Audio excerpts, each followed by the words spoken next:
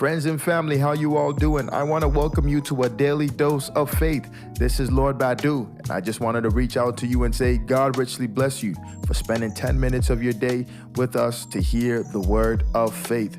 I pray that this year be a year of favor and a year of blessing for you and your household. Let's take in the word of God for the day. Have you noticed it? The things that are going around, how compassion is running low, how hearts are growing cold, how love is being replaced by anger, by selfishness and indifference. You know, the Bible shows that Jesus made a specific statement saying that it would happen because of the increase of wickedness. He says that the love of most will grow cold. But here's the question: how do we keep our faith alive when the world is going numb? I want to welcome you to a daily dose of faith, a place where we feed our faith and we starve our doubts. I'm your host, Lord Badu, once again. And today we are continuing on our series in If Christ Comes Back, Will He Find Faith on the Earth? And specifically, my topic for today is faith that guards against coldness. We live in a very cold world today. I just saw on the news the other day that there was a lady who was on the train and was brutally stabbed to death. We live in a cold world. And a cold heart is a very dangerous heart. It makes us indifferent to sin. We're numb to people's pain. We're distant from God's presence. And the truth of the matter is many hearts have gone cold inside the church and outside the church. But what makes it worse is that for those who are inside the church are the people who claim to be children of God. But hearts have grown cold. Wickedness has a way of desensitizing us. When we have constant exposure to sin, injustice, and self-centeredness, it can cause us to stop caring about the things that are on the heart of God. It causes us to have a cold heart. And this cold heart that we're seeing, or this cold heart that I'm talking about, is something that we are seeing on all levels, in church leadership, in church membership, outside the church, in schools, in workplaces, in every aspect of our lives. We're starting to see how cold people's hearts can be. But faith calls us higher. Faith keeps our love burning bright when the world around us is dim. And this is why we need faith to keep us and guard us against coldness. Now, how do we keep our faith alive? These are a few things that I want to talk to you about today.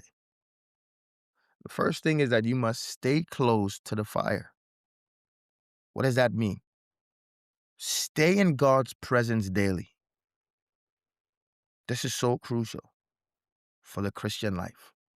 Stay in God's presence. See, prayer and worship is something that keeps the flames burning and keeps the love alive in the life of the believer. When a believer stays close to the fire, he's staying close to God. When he stays close to the fire, he's staying close to the presence of God. When he stays close to the fire, he's always in constant prayer. Now, once again, communication is so crucial and vital for the life of the believer. Because when you are in constant communication with God, you know what he wants. You know his voice. You know what he has called you to do and the avenues and the life that you are supposed to live. To keep our faith alive and to guard our faith against the coldness of this world, we must stay close to the fire. And the fire meaning God. Don't let it stop burning. Let the fire continually burn. Take out the ashes so that the fire never dies out. Throw them away. Bring in new wood and keep the fire burning. Number 2, keep short accounts. What do I mean by this? Don't let bitterness, don't let offense harden your hearts, but be a people or be a person that forgives quickly. I remember there was a time, when I started my journey as a pastor. I remember I went to my first station, and when they when you get transferred, there's a time where they come and kind of give testimonies about you. And one of my leaders mentioned that for Lord, you can do something against him, and the next day he'll act like nothing happened and he'll move on. And I was touched by that.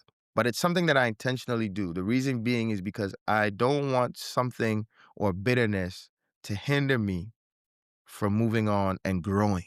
I don't want offense in my heart to prevent me from growing.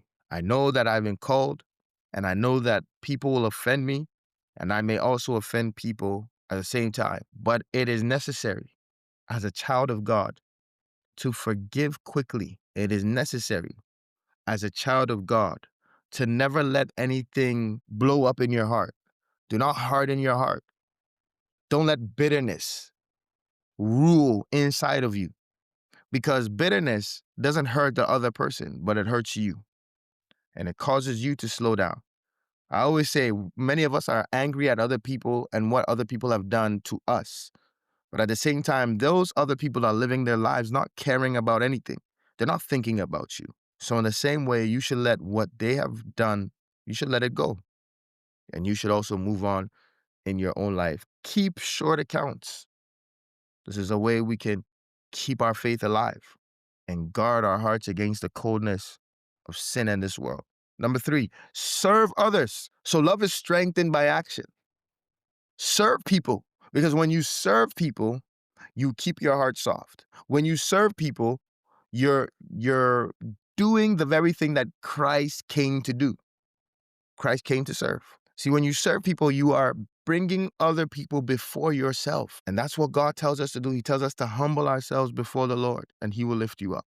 He tells us to bring ourselves low, put others' needs before ours. When we start putting others' needs before ours, you'll see that God begins to take care of yours. That's the power of service and the secret of it. So don't let the coldness of this world and sin cause you to stop serving others, because that's what the devil wants. The devil wants an offense to happen where you stop serving. The devil wants something to, some sort of conflict to arise where you stop serving. But Christ is telling us in his word, serve others. And when you serve others, your love is strengthened. When you serve others, it keeps your heart soft and brings you to a level place. Number 4, fix your eyes on eternity. Fix your eyes on eternity. When you focus on Christ's return, you won't be distracted by the world's darkness. When you have your eyes on Christ and Christ alone, you'll realize that everything that's happening around you doesn't matter. But what you simply want to do is fulfill the heart of God and fulfill your destiny, even as you serve God faithfully. These are ways that you can keep your faith alive against a cold world. And if you feel that your love has drawn cold or grown cold, you don't have to stay there. First thing that you must do is you must ask God to rekindle your first love. That love, that born again feeling when you came to Christ and you loved him so much and you were willing to do anything for him. Tell God to bring you back to that place. Ask God to rekindle that love. Rekindle it. And remember that the joy that you had when you first believed was a joy that no one could take from you. That no matter what happened, no matter how you felt, there was still that bubbly feeling on the inside of you. Ask God to rekindle that flame once again. Ask God to stir up the gift that he has put inside of you, because your faith can burn brightness once again when you ask the Lord to stir up that gift. And you'll see that once that gift is stirred up on the inside of you, things begin to change and things begin to move. Brothers and sisters, God richly bless you for tuning in today. And I'm praying that this is a blessing to you. And I'm praying that even in this cold world, that you would have faith that guards you against the coldness. We'll see you tomorrow. Stay blessed.